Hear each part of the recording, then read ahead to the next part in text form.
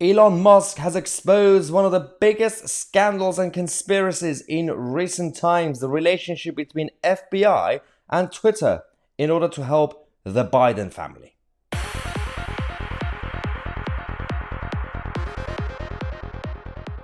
Okay, this is going to be a very sensitive video. In case something happens to me in the future, I have no intention in taking my own life. Now, it's a joke, of course, but we have to every now and then just say it just in case. There's a bit of a problem right now. We had the Hunter Biden laptop that disappeared back, a couple of years ago. And any time that people talked about it, the media said, this is just tinfoil hat, doesn't exist, he didn't even have a laptop.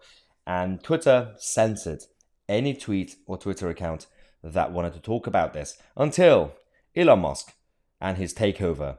And he decided to basically get in there, dig deep, and expose what's been going on in Twitter at the company until he came into power.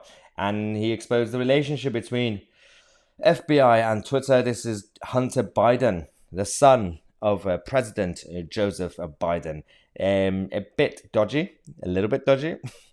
Obviously, the laptop was found, and the content of the laptop showed a lot of dodgy stuff, not just in terms of his personal behavior, but of course in terms of dodgy financial dealings abroad, in China, in Ukraine, in Russia, and all the other places. But the issue we have here is that the FBI, we've now found out that paid Twitter, over $3 million, $3.5 million to cover up the Hunter Biden story in order to help Joe Biden win and stay in power. Win the election and stay in power. Now, we've got the emails. Now, Jim Baker used to be FBI, then he worked for Twitter. Oh, what a coincidence.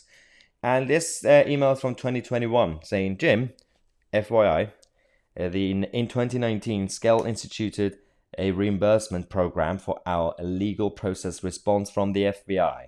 Prior to the start of the program, Twitter chose not to collect under this statutory right of reimbursement for the time spent processing requests from the FBI.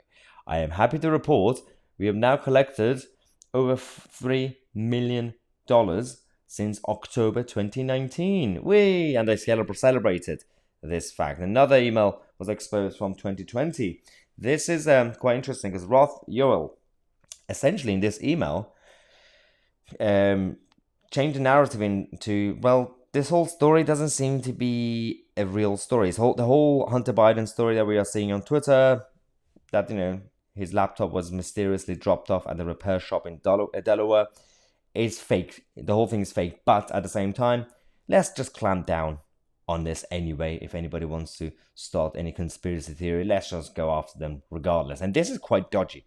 Absolutely dodgy. Now, one of the exposés that Elon Musk has been doing prove this, that the FBI influence operation persuaded Twitter executives that the Hunter Biden laptop did not come from a whistleblower. What? Of course it did. That was all. People kept falling for this every single time. Now, the House Minority Leader, Kevin McCarthy, just said that this is going to be a much bigger situation than people realize. Now, I like to believe that, but the narrative is still being controlled by the mainstream media. When was the last time you saw, the CNBC or CNN or, over here, Sky News or BBC News actually covering it properly? Joe Biden is still surviving. He's not being damaged because essentially the political dynasties in America, whether it was the Clintons or the Bushes or now the Bidens, they have legalized mafia. They are the real mafia, whether you like it or not. Back in the days, you had Cosa Nostra and then the Italian Americans. And when you had Al Capone, the state and the government were against them because you're not supposed to do mafia. That's bad. Naughty. But they've decided to legalize it. They're doing it on a governmental level.